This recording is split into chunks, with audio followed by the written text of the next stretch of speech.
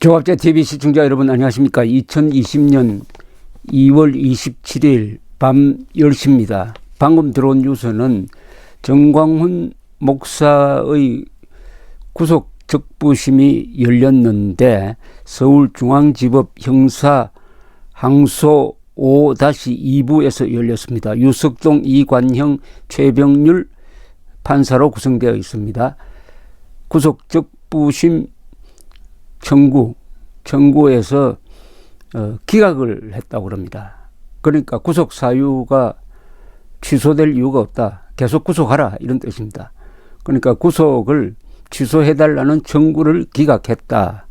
그 사유에 대해서는 아직 보도되지 않고 있습니다만은 결국은 김동현 판사의 구속영장 발부 사유가 정당하다 하는 판단을 했다는 것입니다.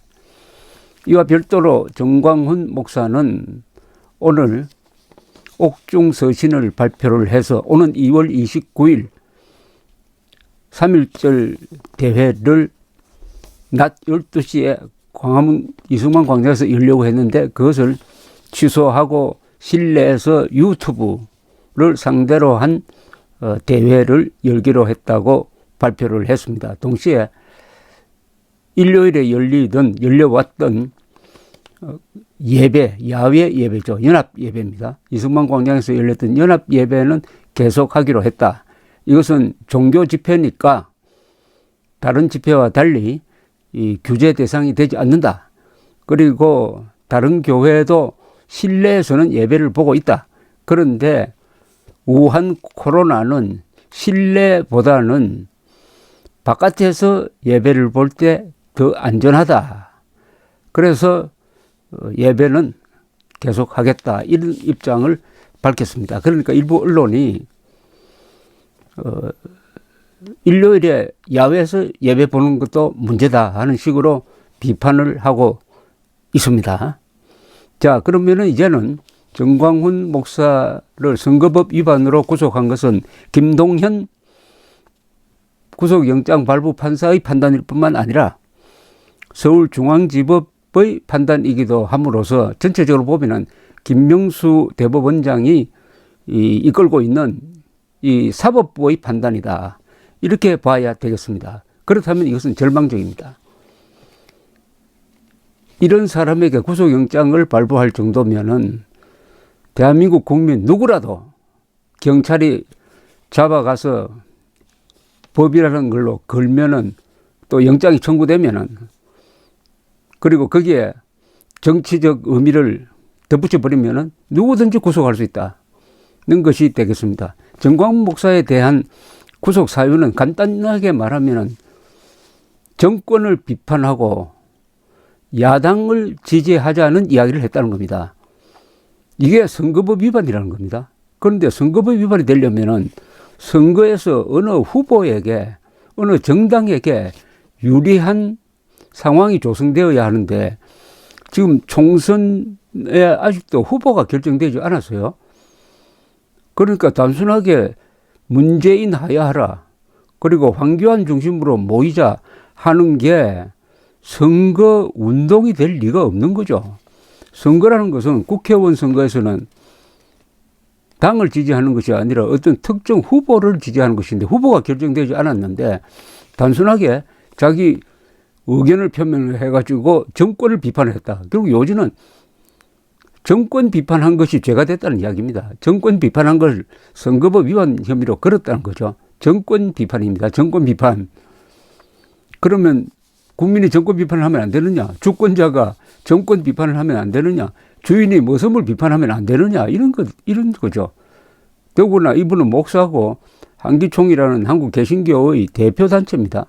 그런 사람이 대중들 앞에서 험담하는 누굴 모함하는 것도 아니고 당당하게 7개 이유를 들면서 문재인 탄핵감이다 하야해야 된다라고 주장을 하고 자연스럽게 황교안 자유한국당 지지를 호소하는 것. 이 정도를 가지고 이게 구속이 돼야 되느냐.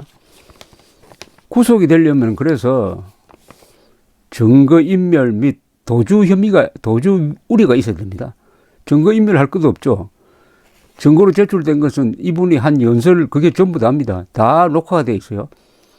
증거 확보되었습니다. 도주 우려 있을 리가 있습니까? 매일 나타나고 매일 기자들을 따라다니고 매일 유튜브를 통해서 연설하고 하는데 24시간 경찰이 일거수일투족을 파악하고 있는데 도망을 어디로 갑니까? 또 해외로 갈 수 없도록 출국 금지가 되어 있는 분인데 이런 사람에게 어떻게 김동현 부장판사가 영장을 발부했느냐 해가지고 이 변호인단이 지난 25일 날 아주 강경한 성명서를 발표한 바가 있었습니다. 아주 심한 말까지 여기 있어서요. 판사가 아무런 근거도 없이 도망의 염려가 있다고 하면 도망의 가능성이 생기는 것인가? 어떻게 도망 우려, 도주 우려가 있다고 해가지고 영장을 발부할 수가 있느냐? 라고 하면서 이런 표현까지 있었습니다. 전 목사의 구속은 자유민주주의에 대한 압살이며 이를 모를 리 없는 김동현이 정권의 앞잡이가 되어 형사소송법상 구속영장 발부 요건을 뭉개버리고 법의 이름으로 국민의 신체의 자유를 침해한 것에 대하여 강력히 규탄한다. 심지어 김동현은 이러한 범죄 행위에 대하여 영장 발부를 범죄 행위라고 규탄했습니다. 여기 이름 올린 사람들은 다 쟁쟁한 검사 판사 출신입니다. 그러면서 이런 범죄 행위에 대하여 그에 상응하는 엄중한 처벌을 받아야 한다라고까지 했어요. 이런 분들이 다 점잖은 분들이 이런 표현을 할 것 같으면은 이 영장 발부 사유가 말도 안 된다는 건데 이번에 구속 적부심에서도 그것을 번복하지 않았습니다. 말하자면 잘못을 수정하지 않았다는 거죠. 그러면은 이런 사법부 밑에서 한국 사람들이 개인의 자유와 인권과 행복을 유지할 수 있느냐 하는 것은 극히 우려되는 바입니다. 한 사람의 실수가 아니라 조직적으로 정광훈 목사를 타겟으로 해가지고 정치 압박, 정치적 탄압을 하는데 판사들이 동조하고 있다 하는 의심을 가질 권한을 제가 주권자로서 갖게 된다.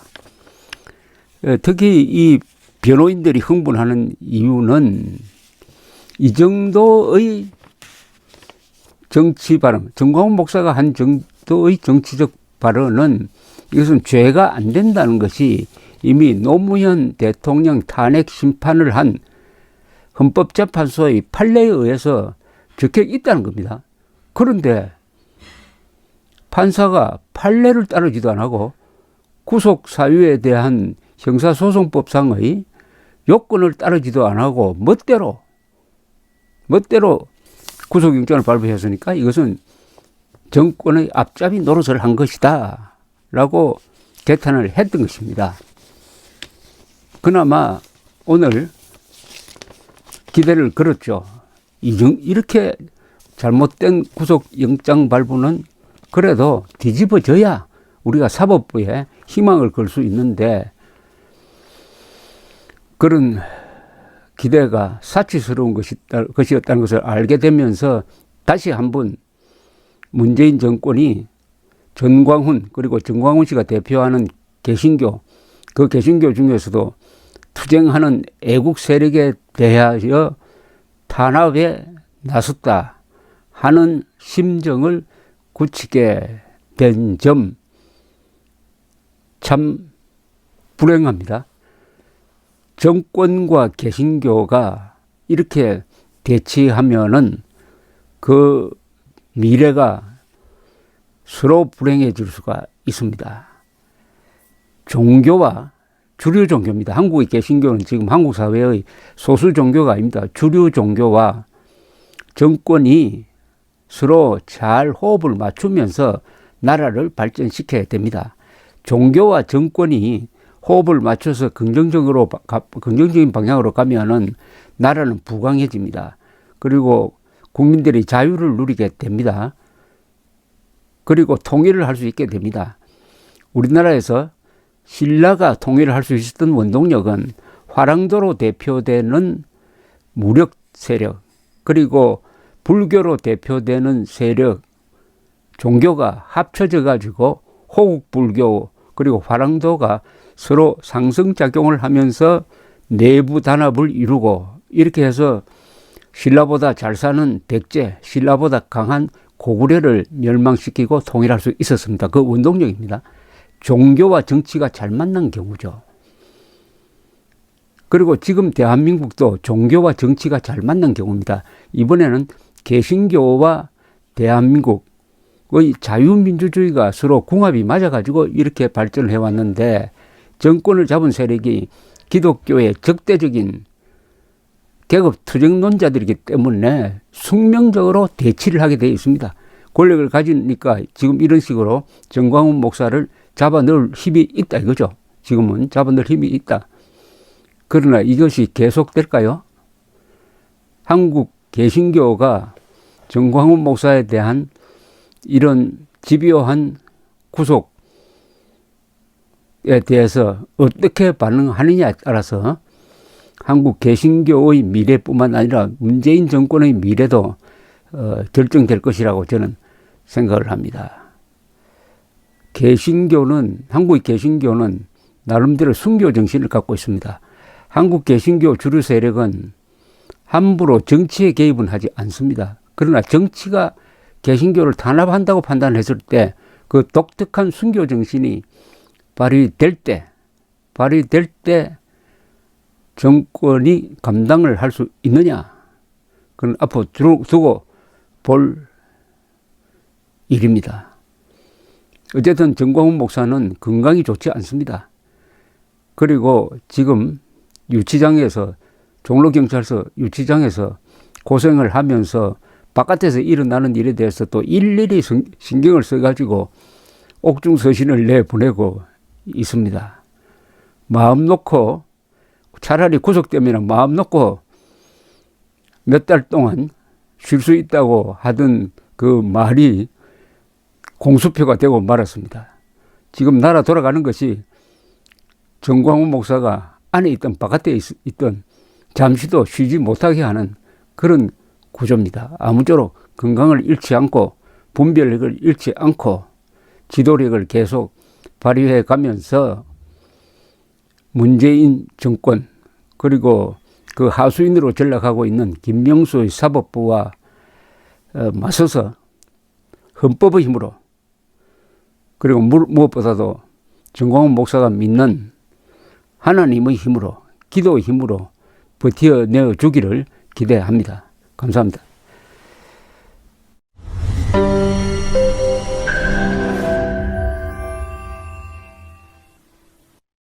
조갑제 TV 시청자 여러분 안녕하십니까? 2020년 새해를 맞아서 조갑제 TV가 새로운 시도를 하겠습니다.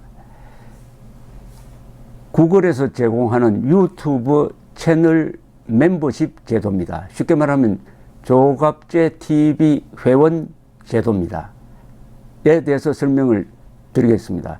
벌써 조갑제 TV 구독자가 35만 명을 넘어섰습니다. 아이슬란드 인구와 같게 되었으니까 앞으로 이 커뮤니티를 활성화하고 상방향 소통을 강화하기 위한 제도입니다.